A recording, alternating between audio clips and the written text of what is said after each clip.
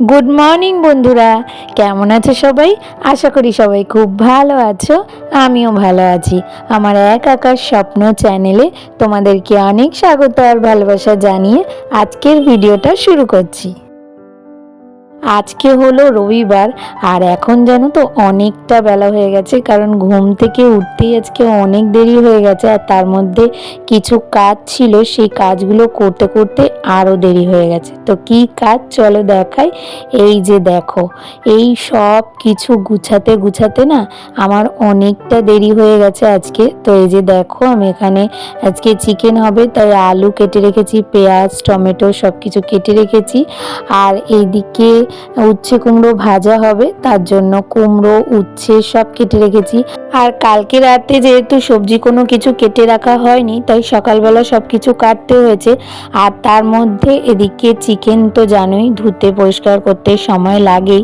আর তারপরে এইদিকে চালটাও ভিজিয়ে রেখে দিয়েছি, ভাত করব। আর সব থেকে বেশি দেরি হয়েছে এই কারণে, সেটা হলো গিয়ে এই যে মাছ। রনো আজকে অনেক রকমের মাছ এনে দিয়েছে, পুরো সপ্তাহের মাছ। তো সেই মাছগুলো ধুতে বাছতে অনেকটা টাইম লেগে গেছে জানো তো। এই যে দেখো, কাচকি মাছ এনেছে, তারপরে চিংড়ি মাছ এনেছে। চিংড়ি মাছের ওই ভিতরে যে শ্বাসটা থাকে সেগুলো ফেলে দেয়নি দোকান থেকে, তো সেগুলো ফেলতে হয়েছে। তারপরে আরেকটা এনেছে হচ্ছে গিয়ে তেলাপিয়া মাছ। তো ওই তেলাপিয়া মাছটাও জানো আঁশ ছাড়াতে লাগে, কেটে তো দিয়েছে কিন্তু আঁশ ঠিকমতো ছাড়ায়নি। তো এইসব করতে করতেই অনেকটা বেলা হয়ে গেছে। আর ভাবলাম যে অনেক যখন বেলা হয়েই গেছে, তাহলে এগুলোকে গুছিয়ে রেখে আগে স্নান পুজোটা করে নিই, নাহলে পুজো দিতে দিতে আরও বেলা হয়ে যাবে। তো সেই জন্য এই সব কিছু গাছ গুছিয়ে স্নান করে পুজো দিয়ে এই যে এখন আসলাম রান্না করতে। তো চলো তাড়াতাড়ি করে রান্নাটা শুরু করে দিই। আর আজকে যেহেতু অনেকটাই বেলা হয়ে গেছে রান্না বসাতে, এখন জানো তো প্রায় 12:30 পৌনে 1টা মতো বাজে। আর এখন আমি রান্না করতে আসলাম।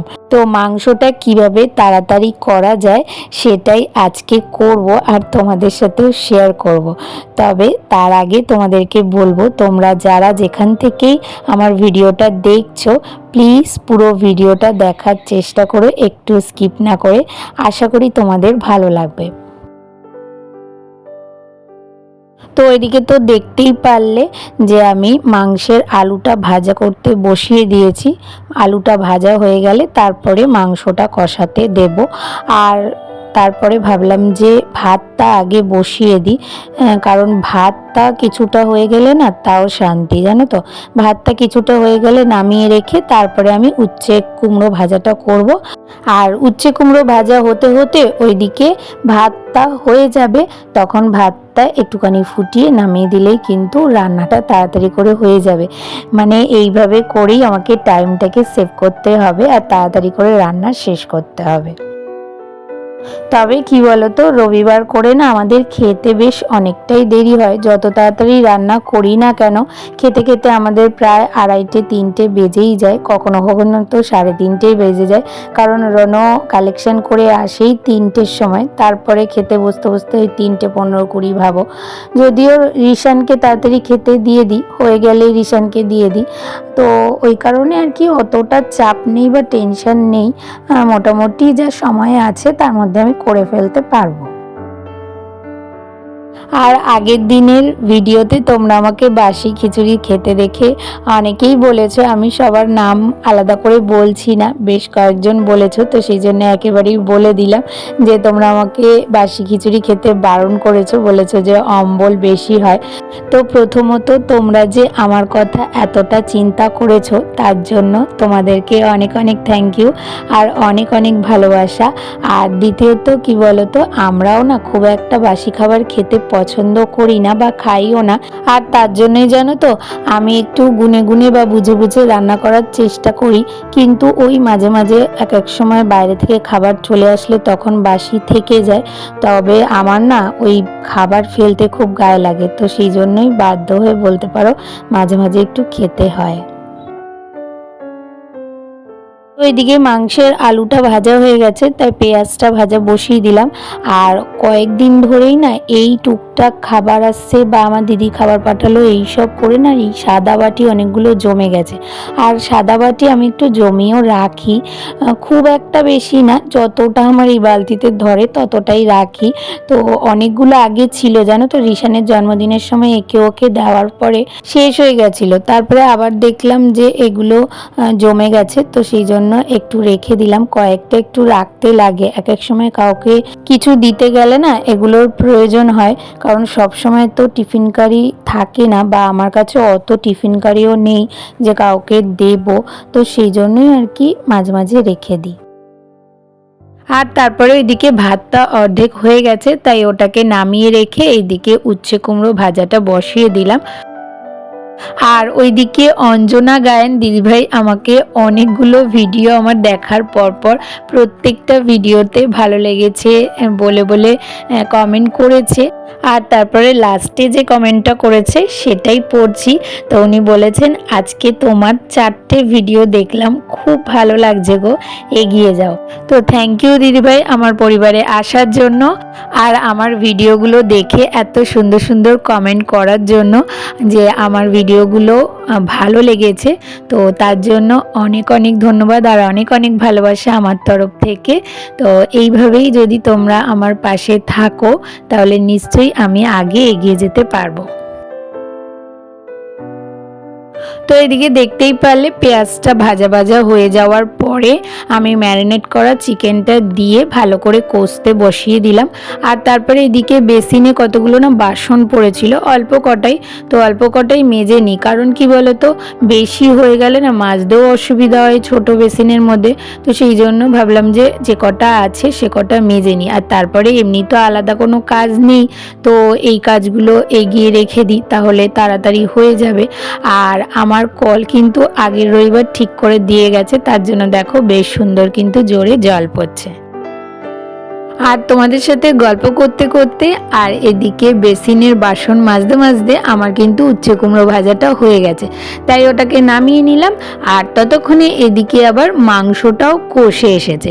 তো এবার মাংসটাকে তো সিদ্ধ করতে হবে, তবে এখন যদি আমি কড়াইয়ে সিদ্ধ করি তাহলে অনেকটা টাইম লেগে যাবে, কিন্তু এটা যদি এখন আমি প্রেসার কুকারে করে নিই তাহলে ওই সিটি আসার সময়টুকু, মানে ওই 10 মিনিটের মধ্যে মোটামুটি আমার রান্নাটা হয়ে যাবে। আর জানো তো, কখনো যদি রনা আমাকে শনিবার দিন মাংস এনে দেয় তাহলে আমার খুব সুবিধা হয় সেটা সিদ্ধ করতে, কারণ আগের দিন মাংস ভালো করে ধুয়ে ম্যারিনেট করে রেখে দিলে না ওটা সিদ্ধ খুব সুন্দর হয়ে যায় তাড়াতাড়ি, আর ভালো সিদ্ধও হয়। কিন্তু দিনের দিন মাংস এনে সেটাকে রান্না করে সিদ্ধ করতে গেলে একটু টাইম লাগে, আমার তো লাগে দেখি। আর তার মধ্যে আজকে যেহেতু অনেকটাই দেরি হয়ে গেছে, তো সেই জন্য প্রেসার কুকারে দিলে না তাড়াতাড়ি সিদ্ধ হয়ে যাবে।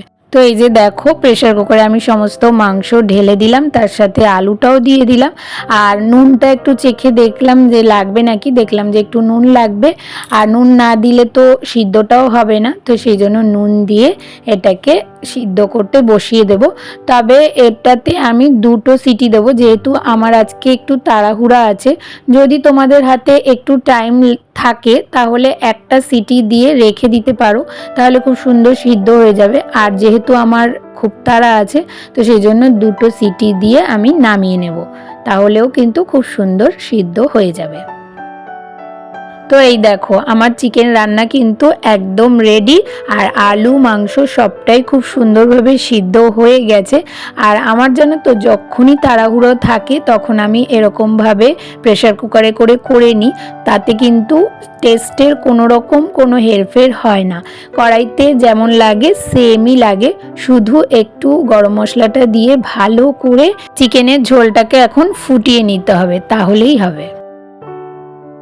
তো এই হলো ফাইনাল লুক। এখন যদিও ঝোলটা একটু পাতলা লাগছে, পরে একদম গাঢ় হয়ে যাবে। আর এখন কিন্তু 2:15 মতো বাজে, আর রানও চলে এসেছে, মানে মোটামুটি 2:30-এর মধ্যে আমরা খেতে বসে যেতে পারবো। গুড ইভিনিং বন্ধুরা, তো চলে আসলাম একেবারে সন্ধ্যাবেলা। আর আজকে না দুপুরবেলা জানো তো প্রচণ্ড পরিমাণে ঘুমিয়েছি, কারণ আমার এই ঘুমটা খুব দরকার ছিল। কয়েকদিন আগেই বলছিলাম না যে আমার খুব শরীরটা খারাপ হয়েছিল, তো এটা কিছুটাই ঘুমের জন্য বলতে পারো। তো সেই জন্য আজকে আর কোথাও বেরোয়নি, আজকে বেশ করে ঘুমিয়ে নিয়েছি। আর এখন যেন তো অনেকটাই বেলা হয়ে গেছে, প্রায় 7:30 পৌনে 8টা মতো বাজে। তো এখন একটুখানি চা করে নিলাম, সবার জন্য রচাই করলাম। আর এছাড়া কোনো কাজ নেই আমার, কারণ রবিবার করে আমার না কোনো কাজ করতে ইচ্ছে করে না। সন্ধ্যাবেলা বিশেষ করে আমার একটু বাইরে বেরাতেই ইচ্ছে করে, সারা সপ্তাহটা বসে থাকি বাইরে বেরোবে বলে, কারণ চার দেয়ালের মধ্যে সবসময় থাকি, তো একটু বাইরের পরিবেশটা দেখারও দরকার আছে। কিন্তু আজকে আর বেরাতে পারিনি, ওই যে বললাম ঘুমিয়ে পড়েছিলাম। তো সেই জন্য চাটা খেয়ে বেশ কিছুক্ষণ না এমনিই বসেছিলাম, ওই ফোন ঘাটাঘাটি করছিলাম। তারপরে ভাত বসালাম, আর ভাত হয়ে গেছে, এই যে এখন খেয়ে নেব। আর খেতে খেতে ভিডিওটা আমি এখানেই শেষ করব। তাহলে আজকের ভিডিওটা তোমাদের কেমন লাগলো? ভালো লাগলে একটা লাইক, কমেন্ট, শেয়ার আর সাবস্ক্রাইব করে পাশে থেকো। আর নোটিফিকেশন বেলটাকে অবশ্যই অন করে অল করে দিও। তাহলে দেখা হচ্ছে নতুন একটা ভিডিওর সাথে। ততক্ষণের জন্য তোমরা সবাই খুব ভালো থেকো, সুস্থ থেকো আর অনেক অনেক স্বপ্ন দেখতে থাকো।